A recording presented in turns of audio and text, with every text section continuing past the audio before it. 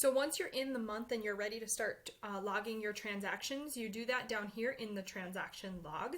So you're going to keep track of them by category. So this is the bills category. So any bills and debts or debt payments are going to go right in here. Your expenses are going to go in this column, and then your giving and savings is going to go in this column. And you'll see where they are assigned by what the header is over here. And then your giving and savings is right down here. So when you go back, you start with the date. So let's say we're going to spend it on the 3rd, and you're just going to the general store. You're going to grab the drop-down menu and select which category or where this amount is budgeted. So let's say it's in groceries, and say you spent $34.67. Now, when you enter a transaction, it's going to be red to start. And the reason it is this way is because it may not clear your bank immediately, and we want to make sure that you can keep track of where your money is spent and what has cleared your bank or what is still pending. So one of the things that you're going to want to watch for, we started with that $500, and so now we've spent $34.67, so we should have $465.33 remaining in our checking account.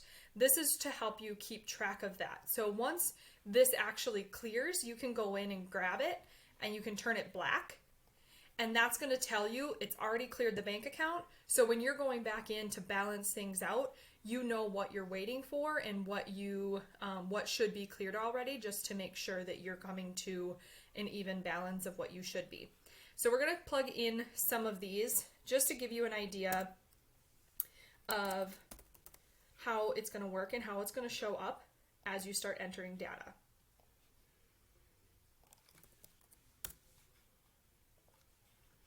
So as you come up here, it's going to tell you how much is remaining. It's going to tell you what you originally budgeted and how much you've spent so far on each of those things. So now we should have about $345.33 in our checking account. Now, as you can see, that's different than our budgeted amount or a budgeted remaining amount, because we haven't logged that we actually got any paychecks yet. So even though it says that you still have some remaining in your budget, be careful not to overspend if you don't actually have that income in there yet. So you're going to be always watching those two numbers for sure, but you're going to just kind of watch your balances as you go. When you scroll over to the right, you're going to be able to see where you've been spending. Now, we had budgeted $145 for the $120. So I'm going to show you what actually happens once you reach what your budgeted amount is. So it went and crossed it off saying you have no more money to spend in this balance. Now I'll show you what happens if we went over the budget.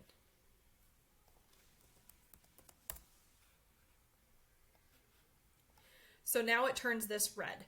And that is where it's going to cue you overspent in this category. So you can see you overspent by $1. So you're going to need to go and figure out where you can cut another $1 to keep you at a zero-based budget.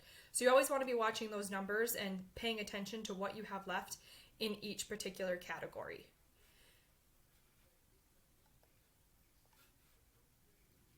So when it comes time to get paid, or bring in actual income, you're going to go up to the actual amount. So we had budgeted $1,000. Let's say we actually got paid, and we got paid $124.98. And let's say this one was still the actual $1,000. So now, as you can see, this was more than our budgeted amount. So what you can do is you can just take that money and apply it somewhere else, because if you go over here, your total has now added that income. So that should be what your new checking balance is. If you want to know where you're going to apply that, this is where you can change it up. So you can actually change this to the $124.98 now that you know for sure that's what it was. And now it's given us another $24.98 to budget.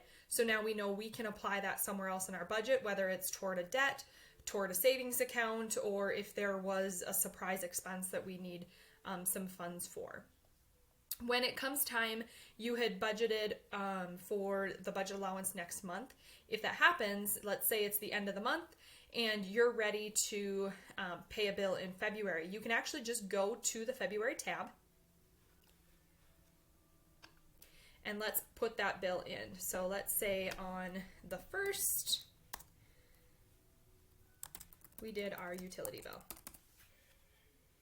You could actually put in the company there because we're going to select utility bill here, and we're going to say you spent $120. And again, it's going to be red because it is still pending according to this. So now you don't really have to pay attention to this because it's saying it's negative in February because we haven't budgeted for February yet and we don't have an income in February yet. So we're going to go to January, back to January, because we've paid that bill now. And now it's telling us that we have spent all of the money allotted for the next month. So it's tracking that for us. So now when we go up to the top, it says we've already paid $120 towards February. So that's where you can keep track of where your money is, but it's going to keep the utility tracked in February, so it doesn't look like you paid 2 utility bills in February. You can still see where your expenses are coming from in each particular month.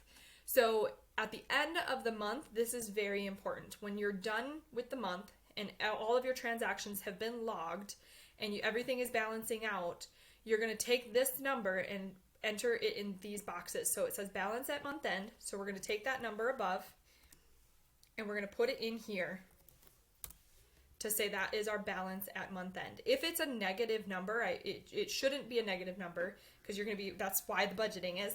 If it is a negative number, make sure you put in that it's a negative number. But we're going to put that amount in and then the amount already paid towards the following month. So if this is 0 and you haven't paid anything towards the following month, just enter 0. But we logged that we paid 120. So we're going to put 120. That is all you have to do to finish out your month. And now what we can do, once you do that, don't do anything else in this tab unless it's just coloring these to say that they have already cleared, but don't do any more logging transactions. So now that is the end of that month. If you have anything pending, you can keep it here so that you can watch it and then wait for it to clear, turn it black, and then just drag it to the end so it's out of your way. But then otherwise, everything else can now be in your February tab, and it has transferred over that balance at month end. So now you're ready to start your new month. And at this point, you should have already filled out your budget for February, so you're already ready to go and you know exactly where all of your money is going for that month.